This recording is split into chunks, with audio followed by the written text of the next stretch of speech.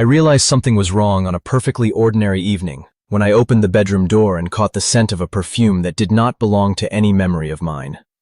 It wasn't overpowering or cheap. It was familiar in a way that made me feel like an outsider in my own home. Emily was sitting on the bed with her back to me, pretending to read her phone. She didn't turn around to greet me like she usually did. My name is Mason Drake. I have always believed that marriage is an agreement built on transparency. Emily used to say she loved the way I listened more than the way I spoke.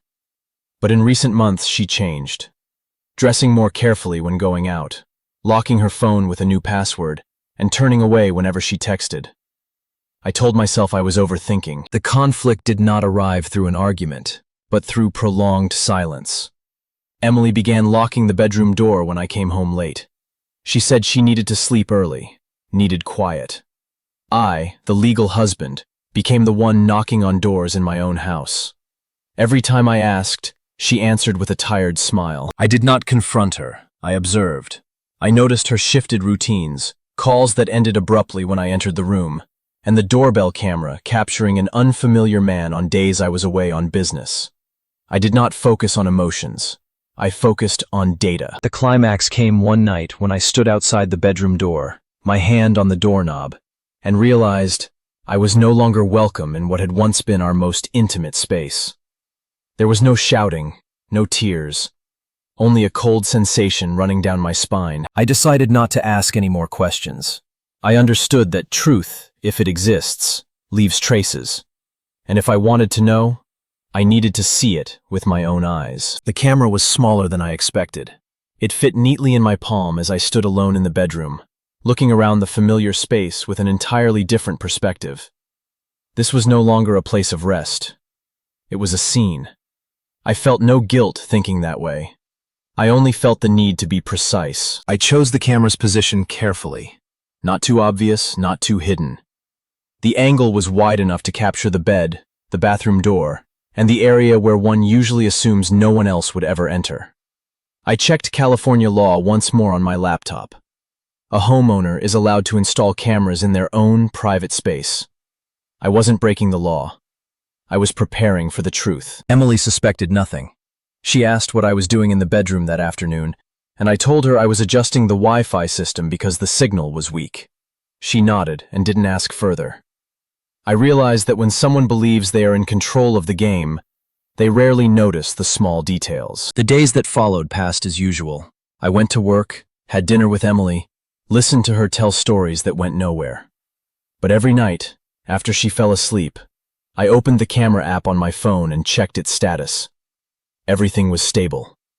The camera recorded sharp images, clear audio, and timestamps accurate to the second. I didn't expect anything to happen immediately. I wasn't impatient.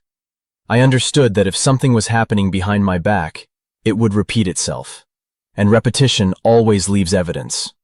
I continued traveling for work as scheduled, deliberately choosing overnight trips. That night I was staying at a hotel in Los Angeles when my phone vibrated with a motion alert from the camera.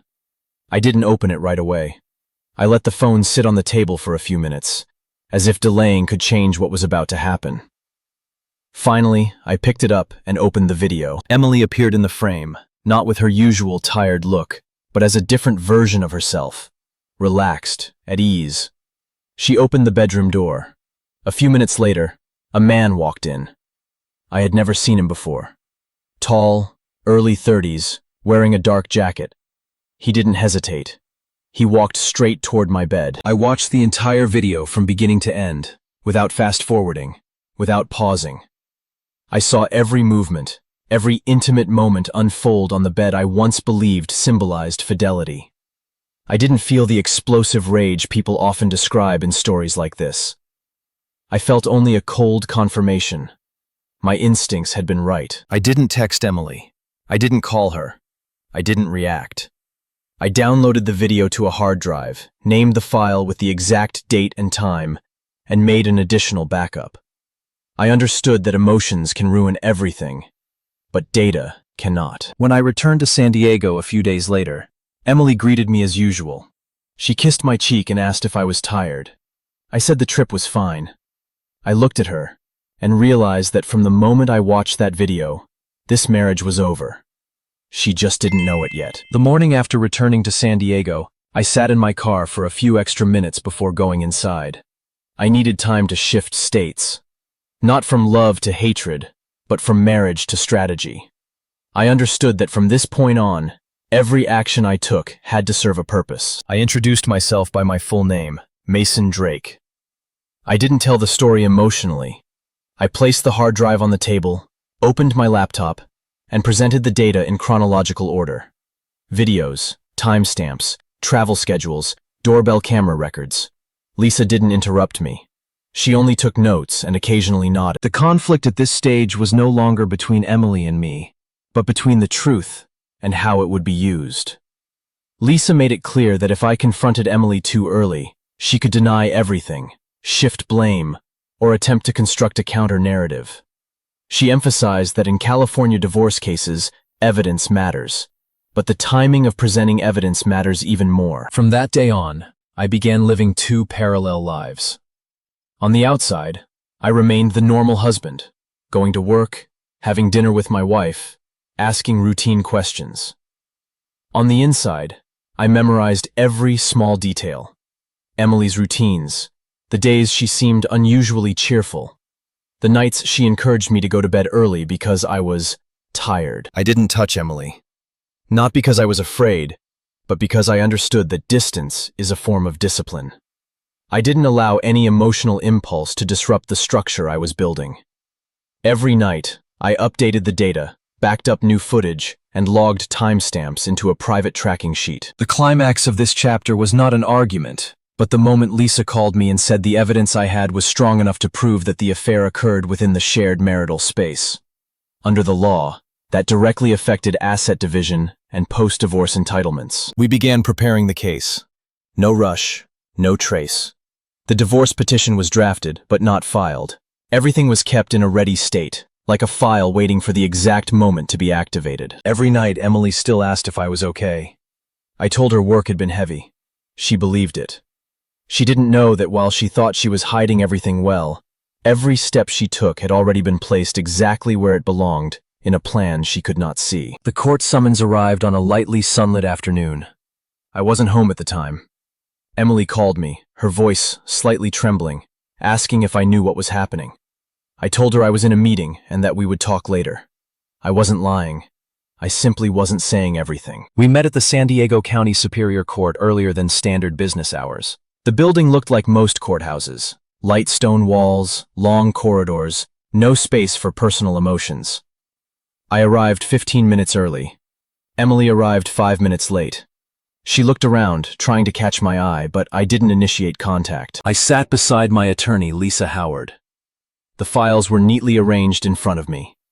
Emily sat across the room with her own lawyer. She looked different, in a modest business outfit, her hair neatly tied back, her face lightly made up to appear trustworthy.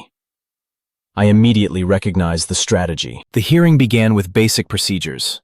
When it was time to present the reason for the divorce, Emily said our marriage had broken down because I was too cold, too focused on work, and no longer attentive to her emotions. I didn't react.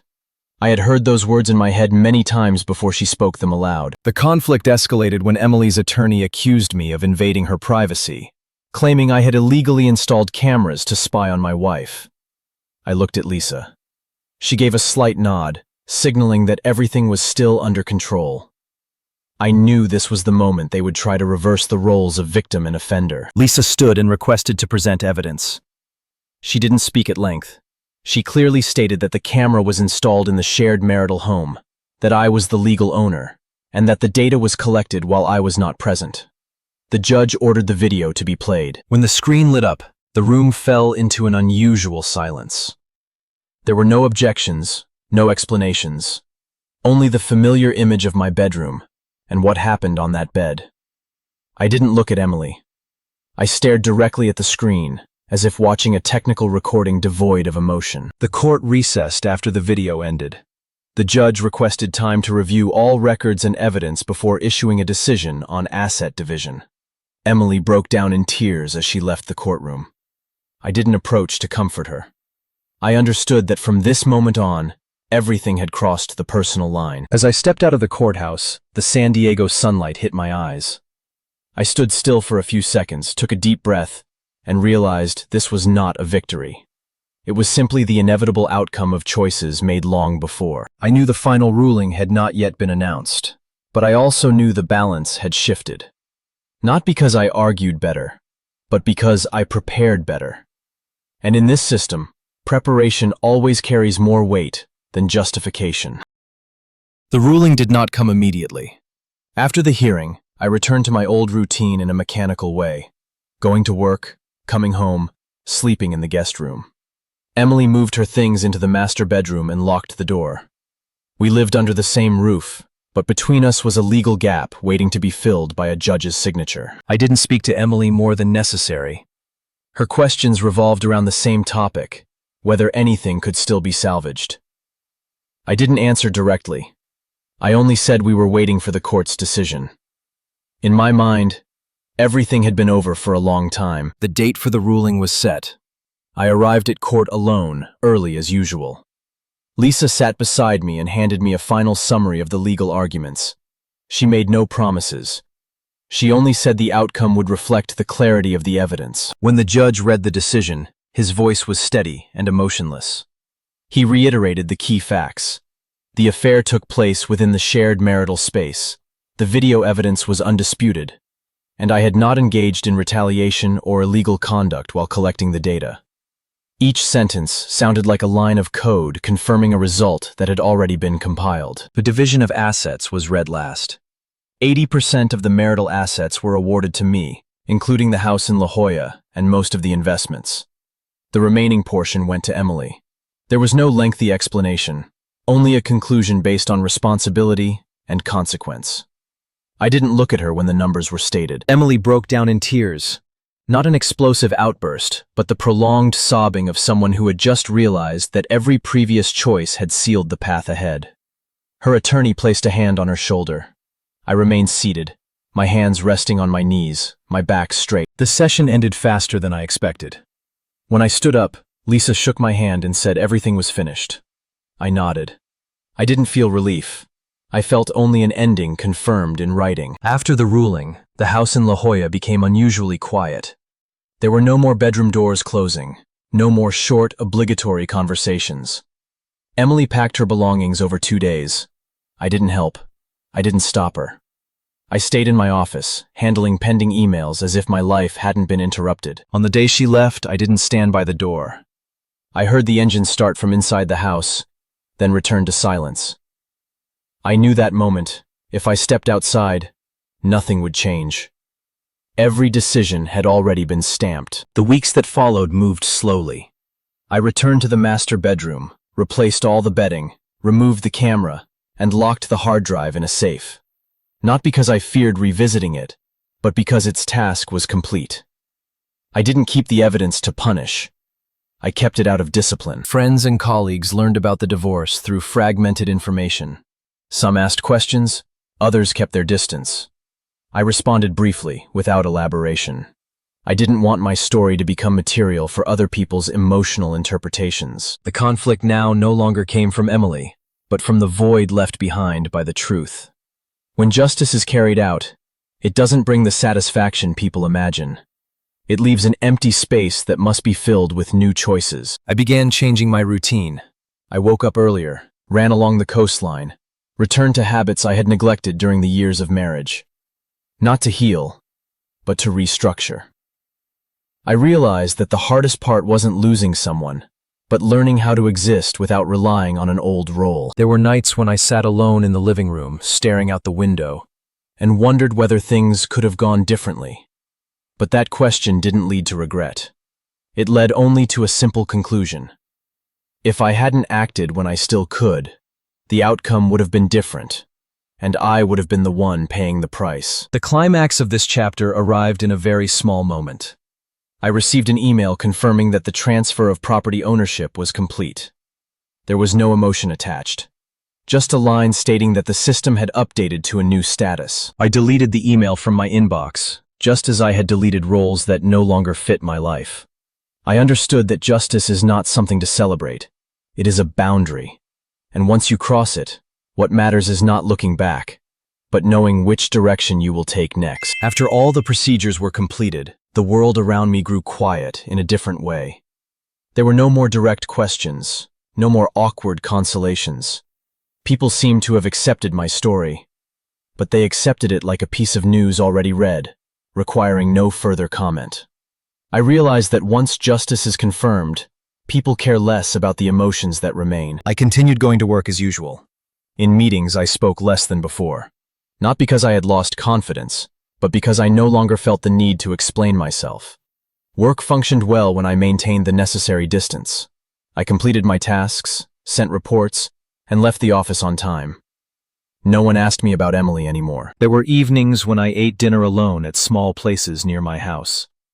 I chose spots that weren't crowded, where I could sit and watch traffic pass without engaging with anyone. I didn't feel lonely in the conventional sense. I simply felt that I was in a transitional phase that didn't require an audience. The conflict now had no clear shape. It didn't come from a specific person, but from society's indirect gaze. Some people looked at me with quiet respect, others with caution. I understood that in their eyes, I was the man who had won a divorce, and victory always makes others wonder what price came with it. I didn't try to control the external narrative. I didn't correct, explain, or present additional evidence. I understood that the more one speaks, the easier it is for the truth to be distorted. Silence, at this stage, was not avoidance, but the only choice that preserved the shape of what had happened. Once, during a brief meeting with a former colleague, someone asked me if I felt satisfied. That question made me think longer than I expected. I replied that I didn't feel satisfaction. I only felt that things had been put back where they belonged. He nodded, but I knew he didn't fully understand. The climax of this chapter came one early morning when I stood in front of the mirror and realized that I was no longer seeking validation from anyone. I didn't need to be seen as right. I only needed to know that I hadn't betrayed myself throughout the process. I began spending more time on things that weren't performative. Reading, walking, rearranging the house the way I wanted. I changed small details, paint colors, furniture placement, not to erase traces of the past, but to affirm that this space now belonged to a different version of me. When I turned off the lights at the end of the day, the house fell into complete silence. There was no sense of victory, no lingering bitterness, only a clear stillness, where I understood that I had gone through a process without losing myself, and that, to me, was enough. One morning, I woke up earlier than usual and realized there was nothing left to resolve. No more legal emails, no more calls from lawyers, no more timelines to wait for. Everything had reached its natural conclusion, requiring no further action from me. I made coffee and stood by the window, watching light spill across the front garden. The house was the same, but my feeling toward it was different. Not because it felt emptier, but because it no longer carried misplaced expectations. I realized that the quiet now was not a pause before another event, but a new, stable state. I thought about Emily, not with anger or pity, but as a data point that had already been processed. I had no questions left for her. All explanations became unnecessary once the truth had been placed where it belonged. What remained was the responsibility each person carries after the door has closed. My final conflict was not external, but accepting that life does not require a dramatic ending to be considered complete. Not every story ends with redemption or reconciliation. Some stories end simply with each person walking toward the path they chose themselves. I returned to work, but no longer let it fill every empty space. I made time for things I had postponed before. Short trips, unplanned evenings, conversations without purpose. I wasn't searching for anything new. I was simply allowing myself to exist without needing to prove anything. The climax of this chapter was not a major event, but the moment I realized I no longer defined myself by what had happened. That marriage, that divorce, and that ruling were all parts of my life, but they were no longer the center. I locked the house before heading out one late afternoon, feeling the sound of the lock clearly. It wasn't an act of closing the past, but of protecting the present. I understood that boundaries are not meant to keep others out, but to remind oneself of the value of clarity. As I walked along the familiar path toward the beach, the wind carried the scent of salt, and the sound of waves. I wasn't thinking about justice, nor about loss. I simply walked, knowing that I had chosen silence when necessary, action when necessary, and rest at the right moment. And that was how my story ended. Not loudly, not in victory, but in a return to normalcy, where I stood firmly within my own life.